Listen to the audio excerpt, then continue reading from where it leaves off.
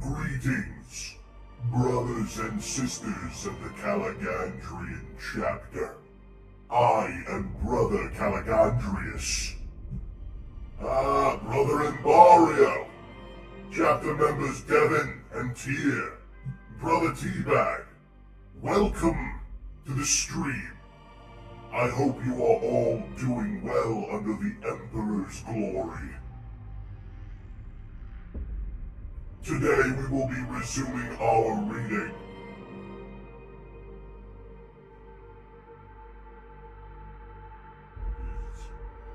Is this one? No, this one. Yes, this is the correct one. Congratulations to I myself am doing quite well in Mario. For the glory of the Emperor I stand taller than I did yesterday. Yes, Brother Embario! The glory of the Emperor flows within your veins, ye of the first men. Let his power flow through you, and you shall stand taller than you ever knew you could. Now, as we last left off, we are currently reading the story of Loken, a new entry of the Mornival, a special group under War Master Horus. They just recently, welcomed a planet known as 6319 into the fold of the Imperium. Now they move on to planet 14020, where there are large, spider-like creatures known as megarachnids that must be culled in the name of the Emperor. If you have any questions during the reading, do not be afraid to ask, for I am the orator of this project, and I shall describe to my utmost ability your answers. Now, without further ado, let us begin the reading. Part 2, Chapter 3. During the Voyage. Bad Poetry. Secrets.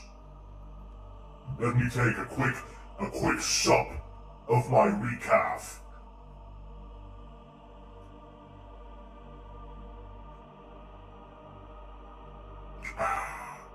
Delicious.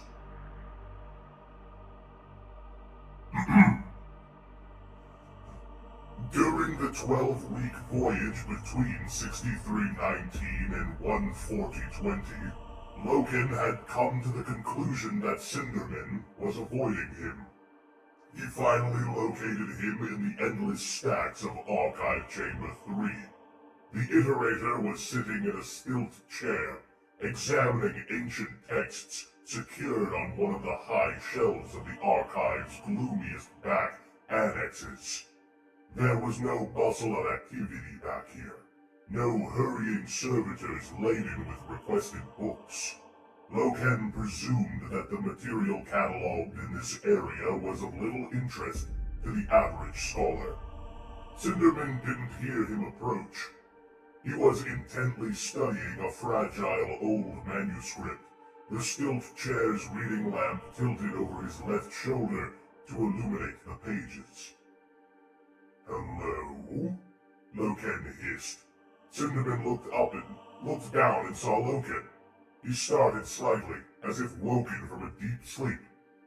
"Gaviel," he whispered. "One moment." Cinderman put the manuscript back on the shelf, but several other books were piled up in the chair's basket rack. As he reshelved the manuscript, Cinderman's hands seemed to tremble. He pulled a brass lever on the chair's armrest, and the stilt legs telescoped down with a breathy hiss until he was at ground level. Loken reached out to steady the Iterator as he stepped out of the chair. "Thank you, Gaviel." "What are you doing back here?" Loken asked. "Oh, you know, reading." "Reading what?" Cinderman cast what Loken judged to be a slightly guilty look at the books on his chair rack. Guilty, or embarrassed.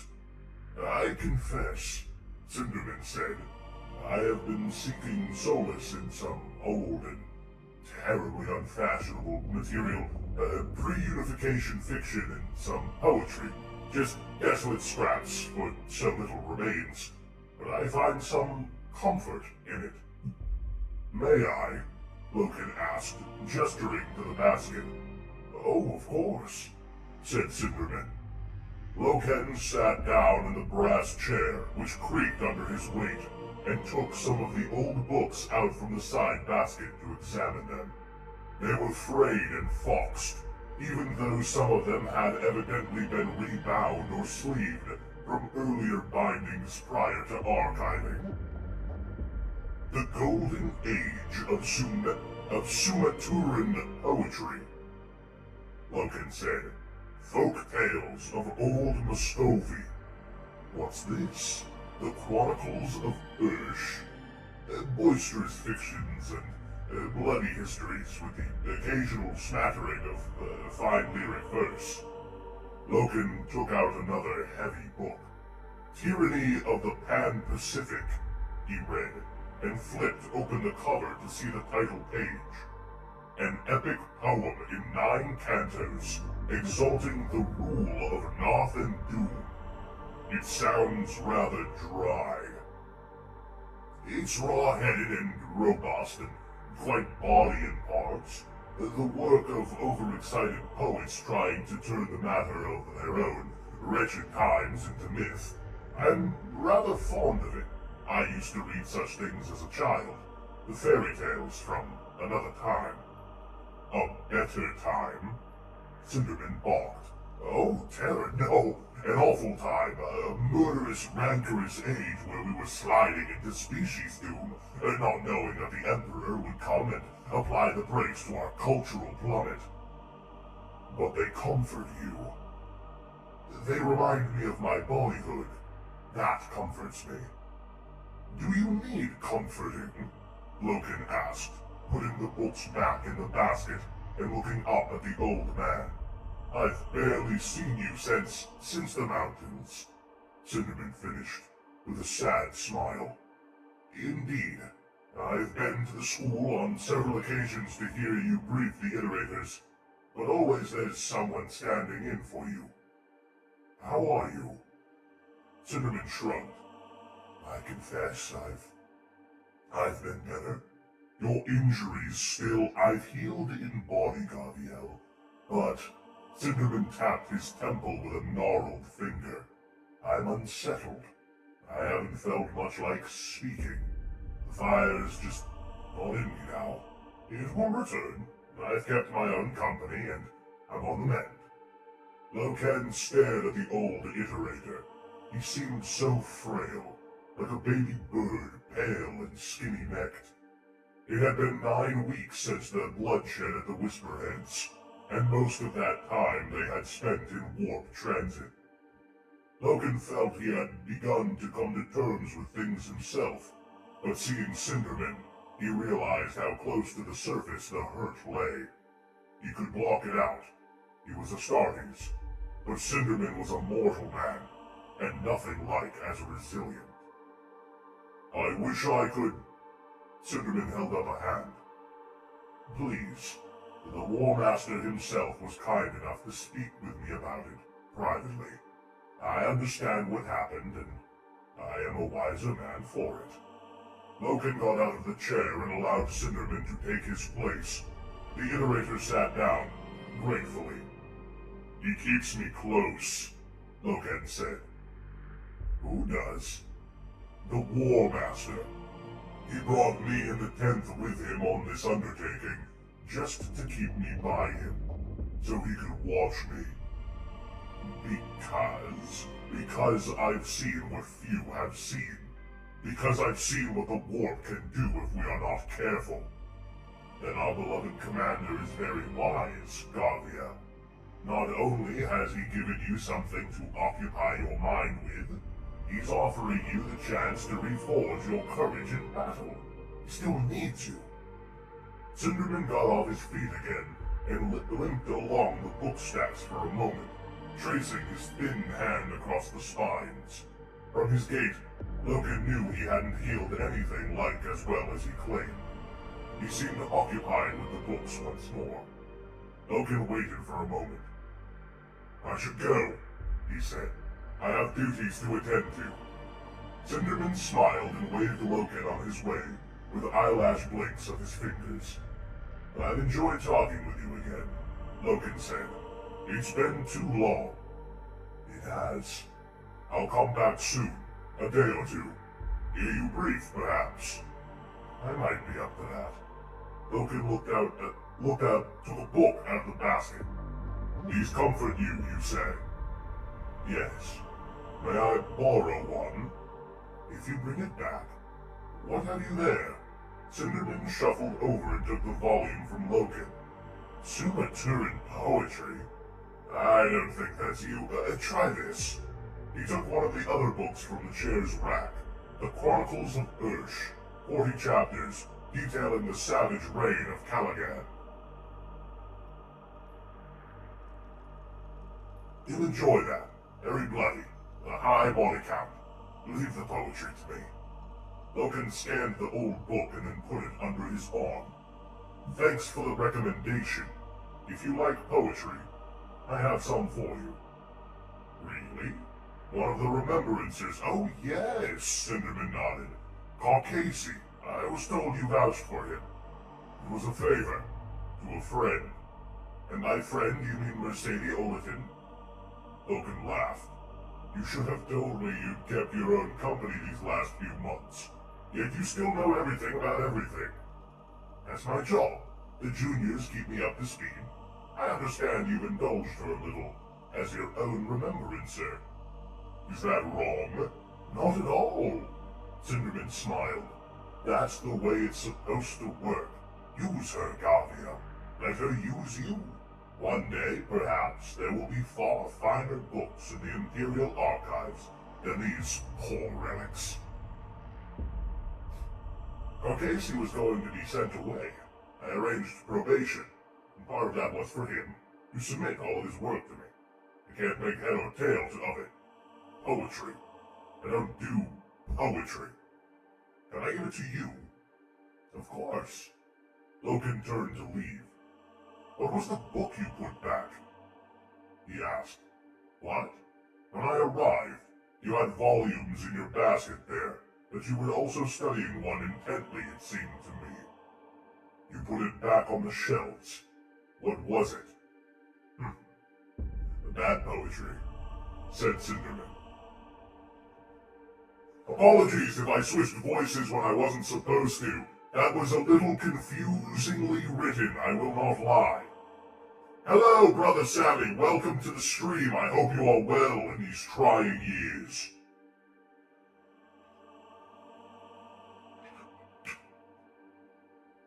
"Oh yes, they also call the planet that they're going to murder. They call it murder. Just so everyone is aware. The fleet had embarked for murder less than a week after the Whisperheads incident. The transmitted requests for assistance had become so insistent that any debate as to what the 63rd expedition undertook next became academic. The War Master had ordered the immediate departure of 10 companies under his personal command, leaving Varvaris behind with the bulk of the fleet to oversee the general withdrawal from 6319. Why, thank you, Brother Sammy. Once 10th Company had been chosen as part of the relief force, Logan had found himself too occupied with the hectic preparations for transit to let his mind dwell on the incident. It was a relief to be busy. There were squad formations to be reassigned, and replacements to be selected from the Legion's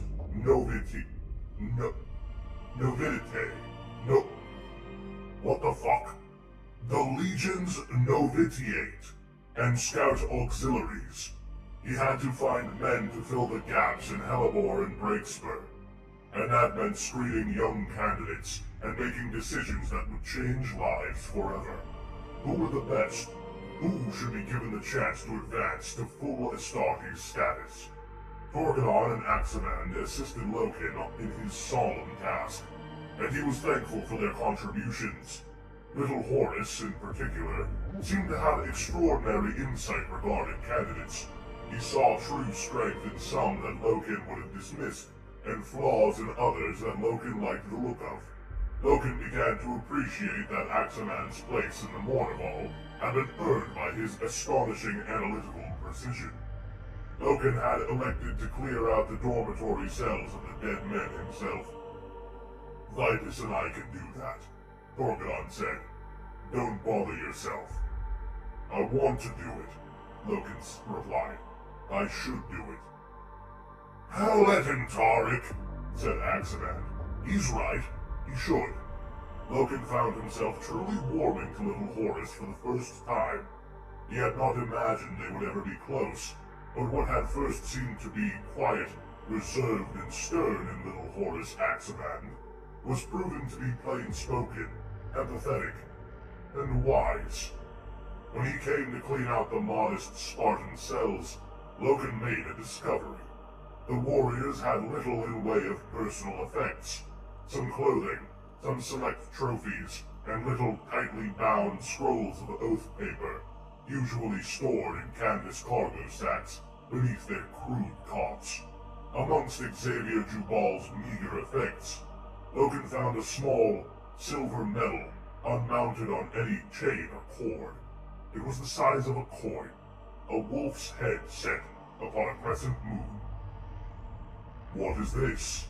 Loken asked Neophytus, who had come along with him. "I can't say, Garvey. I think I know what it is," Loken said, a little annoyed at his friend's blank response. "And I think you do too." "I really can't say." "Then guess," Loken snapped. Vitus suddenly seemed very caught up in examining the way the flesh of his wrist was healing around the augment implant that he had been fitted with.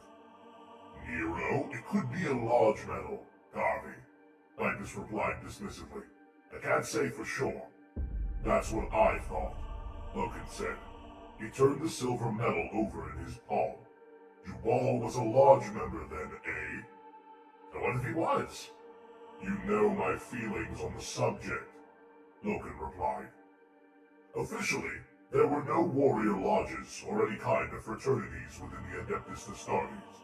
It was common knowledge that the Emperor frowned upon such institutions, claiming they were dangerously close to cults, and only a step away from the Imperial Creed, the Lectio Divinitas.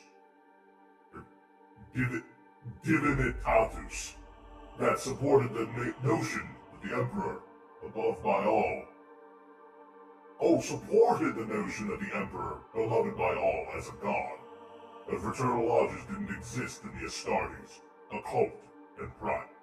Oh, they did exist in the Astartes, occult and private. According to rumors, they had been active in the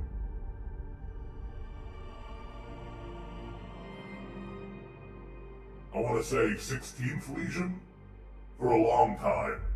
Some 6 decades earlier, the Luna Wolves, in collaboration with the 17th Legion, the Word Bearers, had undertaken the compliance of a world called Davin.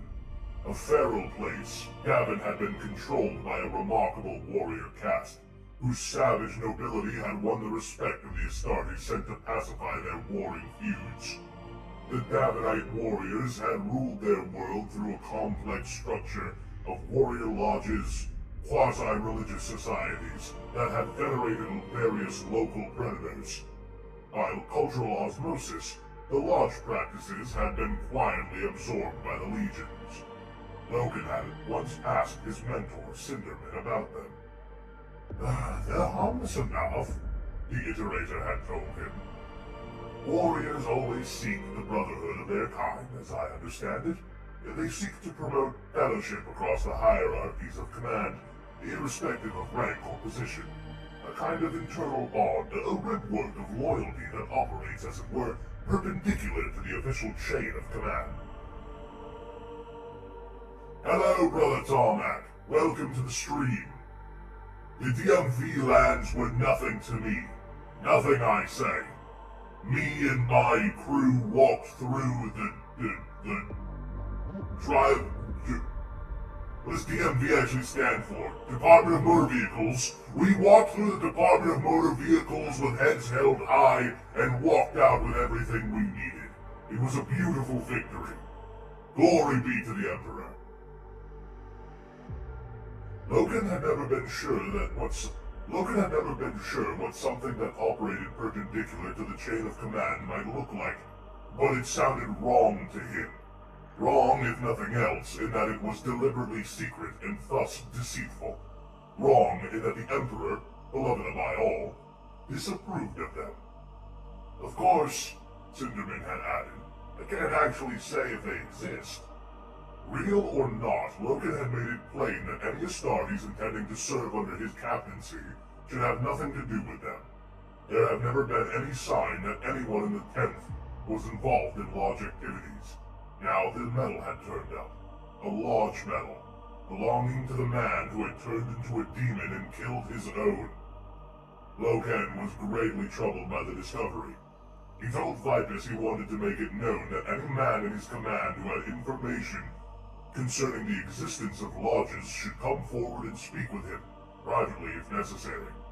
The next day, when Logan came to sort through the personal effects he had gathered, one last time, he found the medal had disappeared.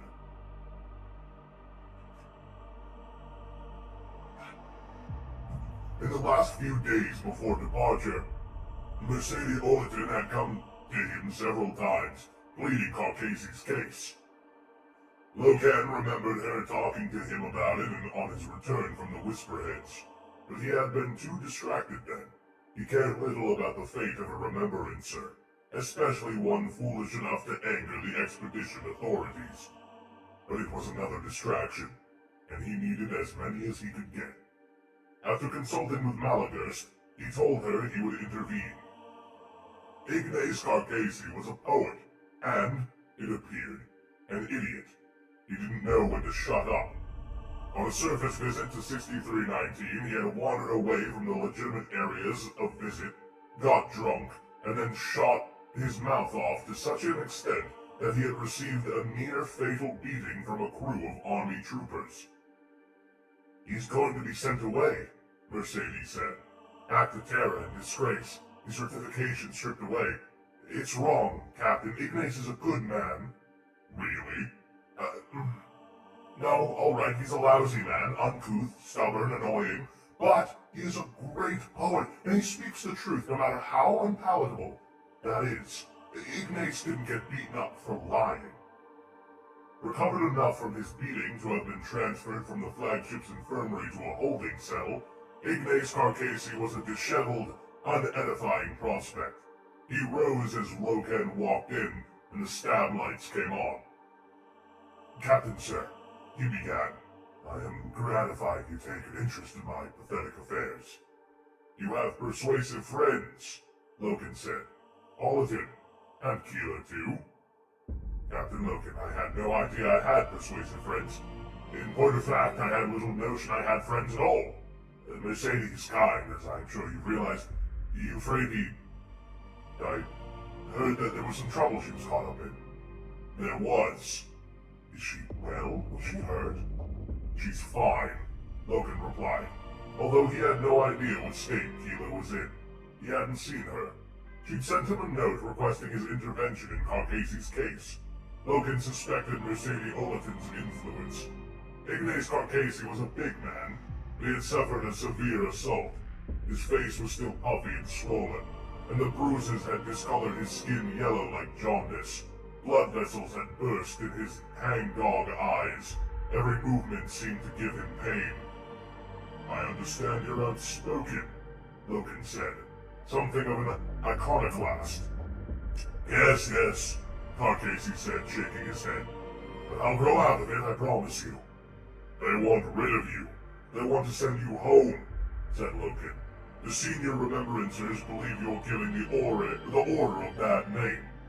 Captain, I could give someone a bad name just by standing next to them. That made Logan smile. He was beginning to like the man. I've spoken with the War Master's query about you, Carcasi. Logan said. There is a potential for probation here. If a senior Astartes such as myself vouches for you, then you can stay with the expedition. There would be conditions? Carcasey asked. Of course there would. But first of all, I have to hear you tell me what you want to say. Now you want to stay. I want to stay. Great Terror, Captain, I've made a mistake, but I want to. I want to be a part of this. Logan nodded. Mercedes says you should. The Equerry, too, has a soft spot for you. I think Malaburst likes an underdog. Sir, never has a dog been so much under. Here are the conditions, Logan said. Stick to them or I will withdraw my sponsorship of you entirely, and you'll be spending a cold 40 months lugging your ass back to Terra. First, you reform your habits. I will, sir, absolutely. Second, you report to me every 3 days, my duties permitting, and copy me with everything you write. Everything. Do you understand? Work intended for publication and idle scribbles. Nothing goes past me. You will show me your soul on a regular basis. I promise, Captain. Though I warn you, it's an ugly, cross-eyed, crook-backed, club-footed soul. I've seen ugly, Logan assured him. The third condition. A question, really. Do you lie? No, sir, I don't. This is what I have heard. You tell the truth unvarnished and unretouched. You are judged a scoundrel for this. You say things others dare not.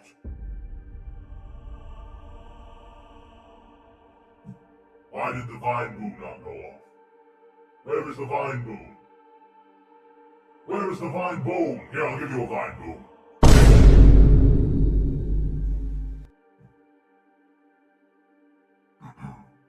Fuck, where was I?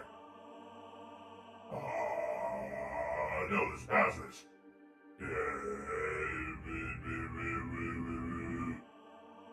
I think it went through the audio mixer. Oh, I see. Apologies, M. Barbibo.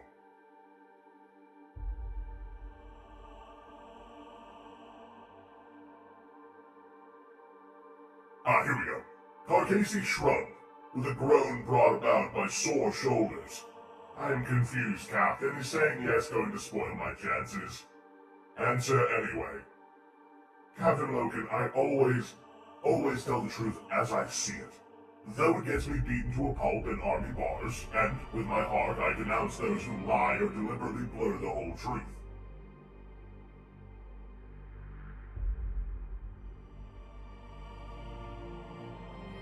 Logan nodded. What did you say, Remembrance, sir? What did you say that provoked honest troops so far they took their fists to you? Carcasey cleared his throat and winced. I said the Imperium will not endure. I said that nothing lasts forever, no matter how surely it has been built. I said that we will be fighting forever just to keep ourselves alive. Logan did not reply. That's actually very interesting, because I believe Logan said something very similar early on in the book. Carcasey rose to his feet. Was that the right answer, sir? Are there any right answers, sir? Logan replied.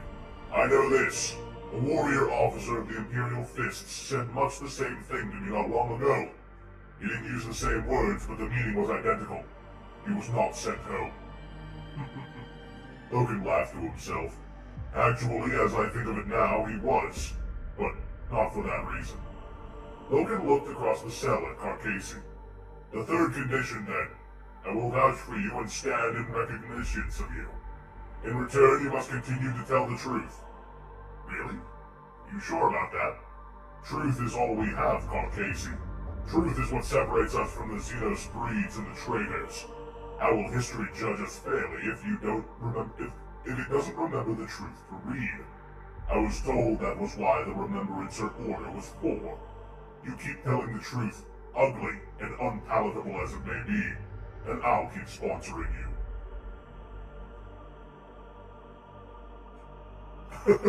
Brother Calicrobily.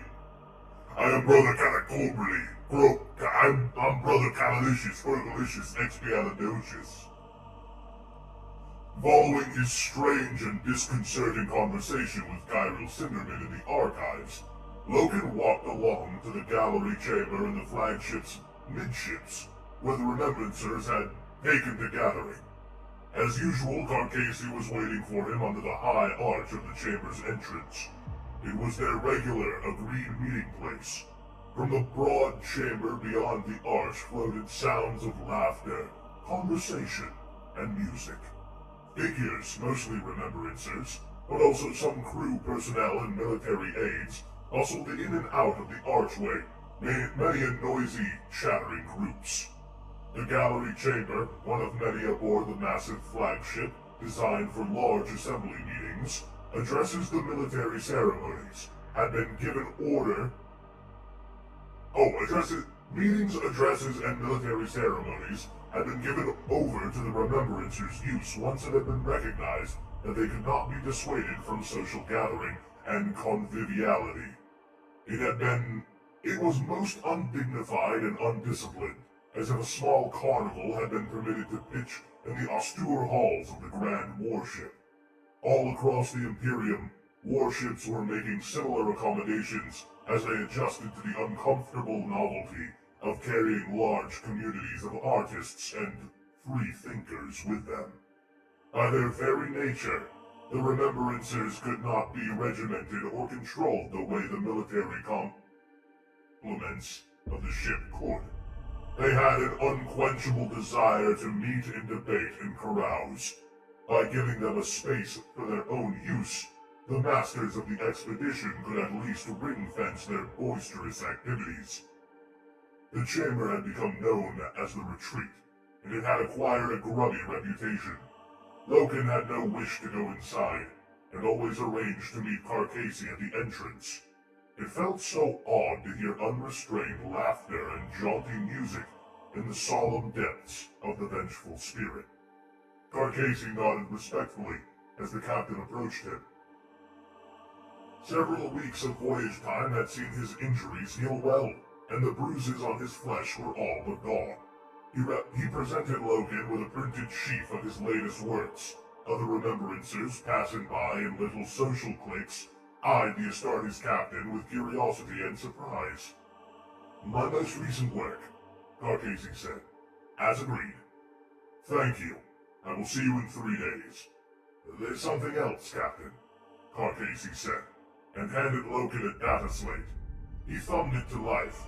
Pics appeared on the screen, beautifully composed pics of him and 10th Company, assembling for embarkation. The banner, the files. Here he was swearing his oath of moment to Targost and Cenere, the Morval. "Euphrates asked me to give this to you," Carcasey said. "Where is she?" "I don't know, Captain," Carcasey said. "No one's seen her about much. She's become reclusive since the Whisperheads." "What has she told you about that?" "Nothing, sir. She says there's nothing to tell. She says the first captain told her there was nothing to tell." "She's right about that. These are fine images. Thank you, Ignace. Thank Keela for me. I will treasure these." Carcasey bowed and began to walk back to the retreat. "Carcasey!" "Sir?" "Look after Keela, please. For me, you, and Orator. Make sure she's not alone too often." "Yes, Captain. I will." 6 weeks into the voyage, while Logan was drilling his new recruits, Axaman came to him. "The Chronicles of Hirsch," he muttered, noticing the volume Logan had left open beside the training mat. "It pleases me," Logan replied. "I enjoyed it as a child," Axaman replied. "Vulgar, though." "I think that's why I like it," Logan replied. "What can I do for you?" "I wanted to speak to you," Axaman said. "On a private matter?" Logan frowned. Axaman opened his hand and revealed a silver lodge medal. "I would like you to give this a fair hearing," Axaman said once they had withdrawn to the privacy of Logan's arming chamber. "As a favor to me. You know how I feel about lodge activities?" "It's been made known to me. I admire your purity, but there's no hidden malice in the Lodge. You have my word, and I hope by now that's worth something. It is. Who told you of my interest? I can't say, Garviel. There's a Lodge meeting tonight, and I would like you to attend it as my guest. We would like to embrace you into our fraternity. I'm not sure I want to be embraced. Axeman nodded his head. I understand. There would be no duress. Come, attend, see for yourself, and decide for yourself. If you don't like what you find, then you're free to leave and disassociate yourself. Logan made no response. It is simply a band of brothers, Axeman said. A fraternity of warriors, bipartisan and without rank. So I've heard. Since the Whisperheads, we've had a vacancy. We'd like you to fill it. A vacancy, Logan said. You mean Jubal? I saw his medal. Will you come with me? Asked Axeman. I will, because it is you who is asking me, said Logan. And that will end Chapter 3 of Part 2 of Horus Rising. For those unfamiliar with our readings, a brief recap of what has just happened, I believe, goes in a series of events such as this. Loken, who has been brought into the Mournival and had his station risen above his previous rank as a regular Astartes, is starting to find out more and more of the underseed of the Imperium. There seems that it may not be as pure as he has thought and wished it would be. There are secret groups operating behind the Emperor's will. There are demons hidden amongst the stars and on unexplored planets, and the warp filters through it all. Carcassi is a gamble on his purity, on his ability to tell the truth, something that Loken seems to enjoy. It seems the ship is still on its way to planet Murder, which is a fucking hilarious name for a planet full of spider people. And I believe next chapter we will be getting back into the violence. The part that I want to read. Yes. Everyone, thank you for joining me on this reading. I will return to you in but 3 minutes. No longer Brother Astartes, but back to my regular Caligandrius self. I will be with you very shortly.